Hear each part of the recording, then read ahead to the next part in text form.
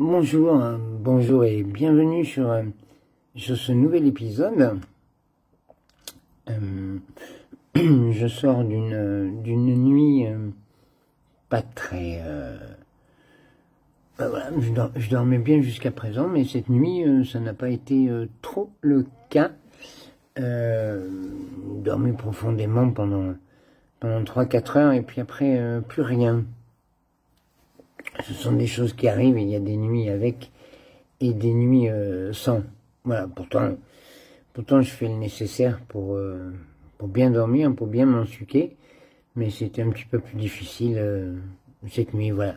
Il faut dire aussi que je me sens particulièrement en forme, c'est plutôt une bonne nouvelle, et puis que le Solupred, les corticoïdes, me booste bien. Donc il n'y a pas de raison pour que cette effervescence, cette pétillance ne soit pas présente également la nuit. Et ça bouillonne un peu, quoi. Voilà. Vous avez été nombreux à apprécier l'image de la montgolfière hier soir, mais elle n'est pas en train de se gonfler, la montgolfière. Pas encore, pas tout à fait. Il me semblerait qu'il y ait des hauts et des bas et puis que les choses soient plus difficiles que celles que j'ai l'air d'affirmer en fait. Parce que affirmer,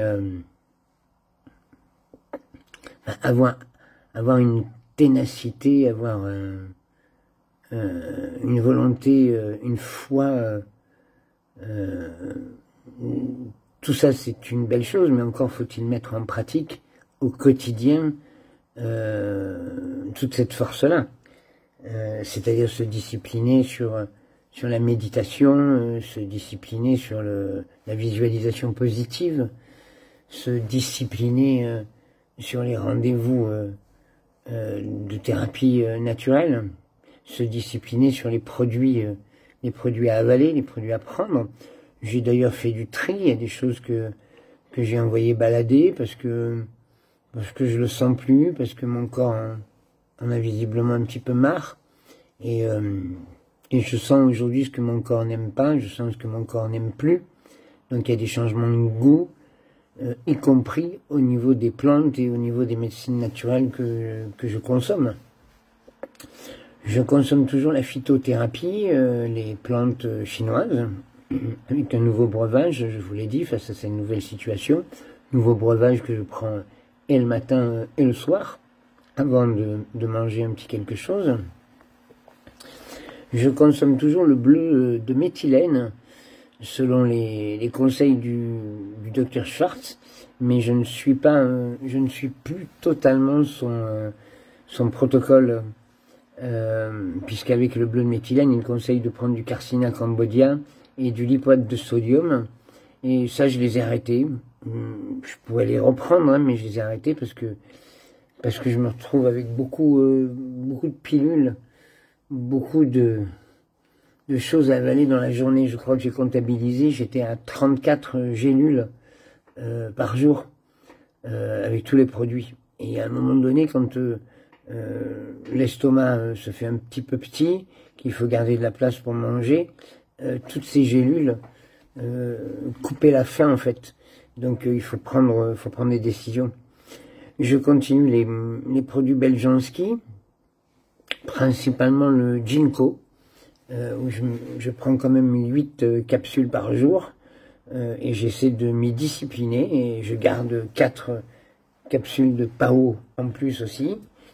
Je consomme le plasma de Quinton, toujours 2 ampoules de fruits de mer, d'eau de mer, d'eau iodée le matin. Ça c'est important.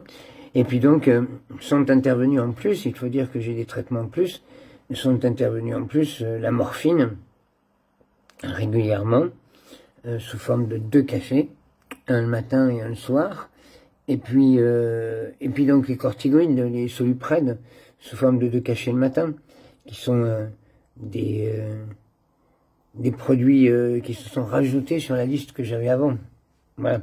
Donc, En plus de mon kinésithérapeute,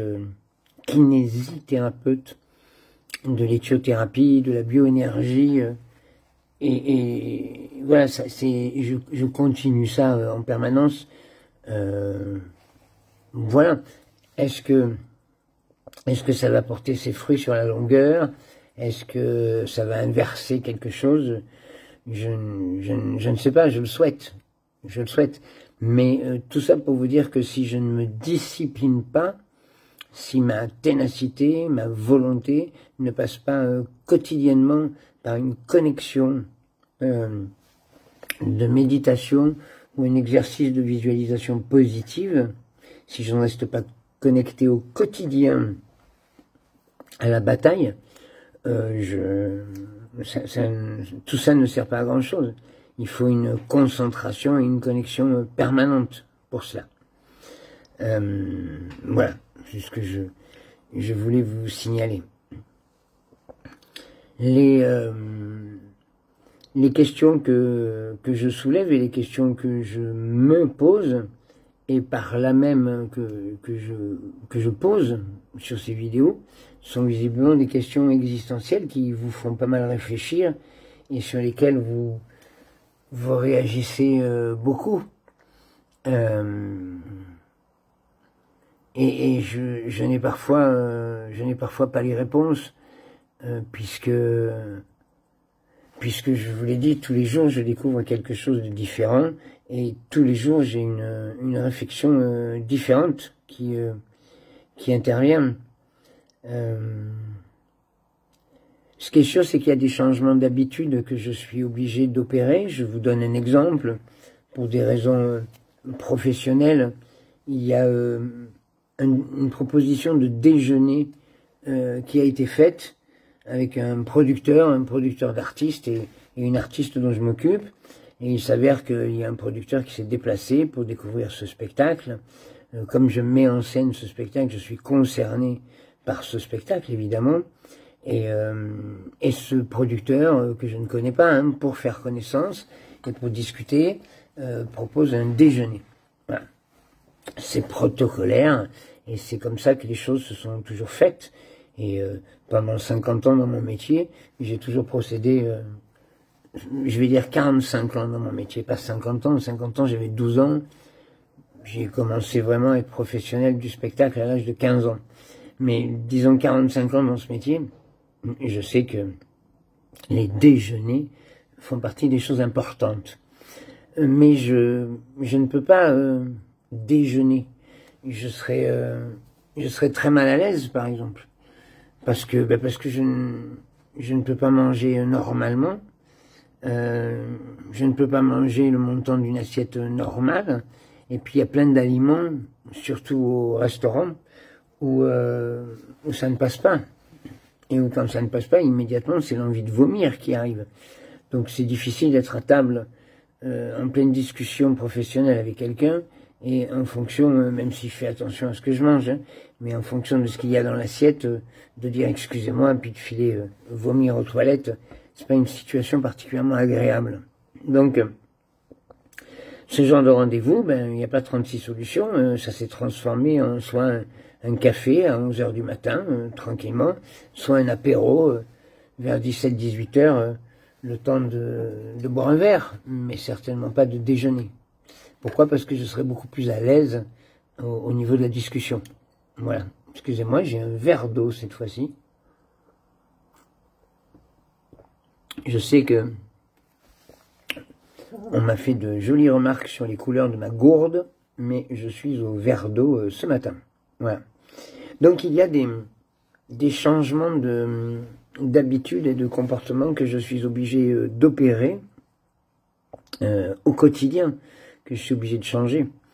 De même que je suis parisien, et j'habite évidemment en plein cœur de Paris, et je me balade souvent en métro.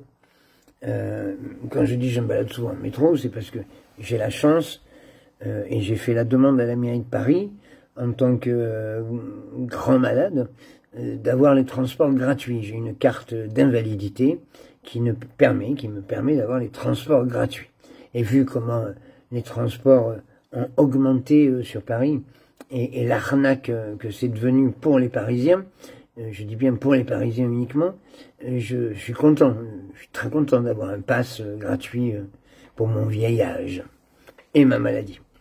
Donc je prends souvent le métro, j'en profite, c'est logique, et puis il n'y a rien de mieux que pour aller d'un point A à un point B le plus rapidement possible avec la circulation terrible qu'est devenue la ville de Paris. Le scooter c'est dangereux, j'ai toujours peur en scooter qu'on nous renverse, et puis les bagnoles, n'en parlons même pas, le temps de trouver une place pour se garer, ton rendez-vous il est déjà dépassé depuis 3 heures. Donc je prends le métro, et je dis ça parce que je ne peux pas prendre le métro de la même façon. Je prends le métro avec lenteur. Je refuse de courir, parce que vous savez, dans le métro, vous êtes embarqué par les gens qui courent sans arrêt. Les portes s'ouvrent, paf, tout de suite, c'est un flot de personnes qui sortent du wagon, un flot de personnes qui entrent, et puis vous êtes bousculé, vous êtes broyé, vous êtes malmené, très souvent. Donc c'est difficile de ne pas courir dans le métro alors que tout le monde court. Quand vous prenez les escalators, les escaliers roulants, etc., tout le monde court. Donc vous faites comme tout le monde, vous êtes embarqué dans une espèce d'énergie collective comme ça, où tout le monde court, tout le monde court, tout le monde court. C'est difficile de faire autrement. Mais moi je ne peux pas. Je ne peux plus. Donc je marche lentement dans le métro. Je ne cours pas sur les escaliers roulants, parce que ça sert à rien, ils sont déjà roulants, quand on y réfléchit bien. Et puis j'ai un rythme, tout le monde me laisse pas m'asseoir, j'ai pas, physiquement, je donne pas l'impression d'être un handicapé, donc je vais pas m'amuser à sortir ma carte, qui me donne priorité à être assis dans le métro, je suis pas comme ça. Donc très souvent je suis debout, coincé entre les gens, selon les trajets et les voyages. Et parfois c'est difficile, parfois la chaleur me cause un problème, j'ai un peu la tête qui tourne, j'ai toujours avec moi un petit peu de menthe, d'huile essentielle de menthe poivrée, pour éviter de tomber dans les pommes, pour éviter les petits malaises, vous savez, le malaise vagal, pour éviter ça. Ça peut arriver à n'importe quel moment. Donc ça aussi, je suis obligé au quotidien, dans mes déplacements, de marcher à un autre rythme, et d'aller à l'encontre de la façon dont les gens se comportent dans le métro. Je suis le vieux qui ralentit. J'aurais une canne, ce serait exactement pareil. Voilà, mais c'est une habitude que je suis obligé de changer. Pareil pour quand je marche dans la rue, il faut que je marche lentement dans la rue, je vais pas... Voilà, donc il faut que je fasse attention où je traverse, il faut que je fasse attention à plein de choses. Sinon, je peux plus courir. Je ne peux plus courir, ce n'est plus possible. Il y a d'autres comportements qui sont en train de changer et qui sont inévitables. C'est un espèce de calme olympien avec lequel je suis obligé d'affronter les situations. Je vous donne un exemple. On a fait un spectacle dernièrement dans une petite cave que nous connaissons bien, dans le 10e arrondissement, mais qui n'assure plus du tout, qui est de plus en plus mal géré.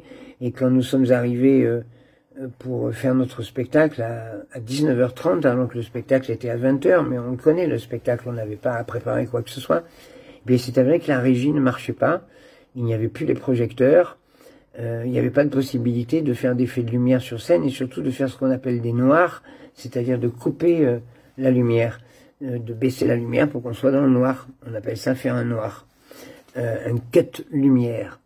Et il n'était plus du tout possible de faire des noirs. Or, dans le spectacle que nous avions, il y avait des noirs à faire, après les sketchs, les fin sketchs, et puis surtout, il y avait toute une scène, comme par hasard, qui était dans le noir, entre deux personnages qui parlaient dans le noir. Donc, c'était pas possible de la faire.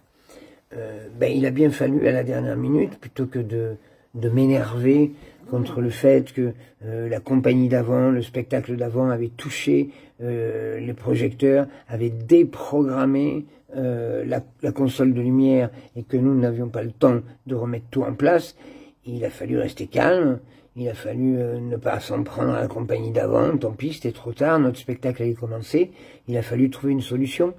Donc la solution que j'ai trouvée, c'est que quand le public est arrivé, vu que la salle était pleine, j'ai dit que il y avait une panne de projecteur, que nous nous en excusions, et que pour faire les noirs, pour couper la lumière sur scène, ben, comme c'était pas possible, je me lèverais pendant le spectacle, je dirais noir, fermez les yeux, et vous fermerez les yeux, comme s'il y avait un noir. Voilà. Et ben c'était très drôle, et les gens l'ont fait. Et toute la scène qui avait lieu dans le noir, où la comédienne jouait dans le noir, et ben la scène durait 2-3 minutes, et ben les gens ont fermé les yeux pendant 2-3 minutes pour respecter l'idée. Et je vous dis ça parce qu'indépendamment de l'anecdote, je suis resté calme, hein. J'ai trouvé la solution rapidement, je ne me suis pas énervé, et je suis resté calme. Je suis obligé de constater que mes comportements habituels doivent changer. Et je suis donc en permanence dans une espèce de truc un petit peu lémurien, une espèce de rythme qui n'est plus celui que j'ai eu avant, et qui pourrait me tuer, soyons sincères. On sait tous que si j'ai une crise où j'arrive plus à respirer pour X ou X raison, c'est urgence directe. Et le stress, l'angoisse, la course, à un moment donné, peut faire accélérer une respiration, ou peut demander beaucoup plus d'efforts et beaucoup plus de respiration, et peut me foutre dans la merde. Donc voilà, autre changement de comportement, c'est mon annulation au Festival d'Avignon. J'y tenais absolument au Festival d'Avignon, pour plein de raisons. D'abord parce que ça me reconnecte à un festival que je connais très bien, et puis ensuite parce que je voulais introduire mon poulain au sein de toutes mes relations sur Avignon, y compris au sein des professionnels qui seront sur place. Je voulais l'introduire, je voulais lui montrer ce que c'est Avignon, en quelques jours, c'est possible. Et c'était une transmission, ça faisait partie de mon travail. Et malheureusement, je ne peux pas à cause des grosses chaleurs. Dès que on dépasse les 30 degrés, j'ai un problème de respiration. Je fais partie de ces gens-là maintenant. Donc je suis obligé aussi de changer mon comportement par rapport à ça, et de faire attention où je vais, et de faire attention à des choses auxquelles je ne faisais pas attention avant. Voilà. Il y en aura peut-être d'autres, hein, ça c'est ce que j'ai constaté jusqu'à présent, mais il y aura peut-être d'autres comportements à changer, d'autres choses que je vais constater. Parce que pour l'instant, ce que je suis en train de vous avouer là, c'est la manière dont je me comporte au quotidien. Là, c'est quelque chose d'acquis. C'est des changements de comportement qui sont opérationnels 24 heures sur 24. Parce que la prise de conscience a été là, et qu'il faut le réaliser rapidement. Donc c'est ce que je fais déjà. C'est déjà, tout ce que je vous dis, c'est déjà en route. Et c'est des changements que je constate. Voilà. Donc place à une prochaine vidéo pour vous en annoncer d'autres, en fonction d'autres situations que je vivrai. Je vous souhaite une belle journée ou une belle nuit, selon l'heure à laquelle vous regardez cette vidéo. Et puis, portez soin de vous. Et je vous embrasse. À demain.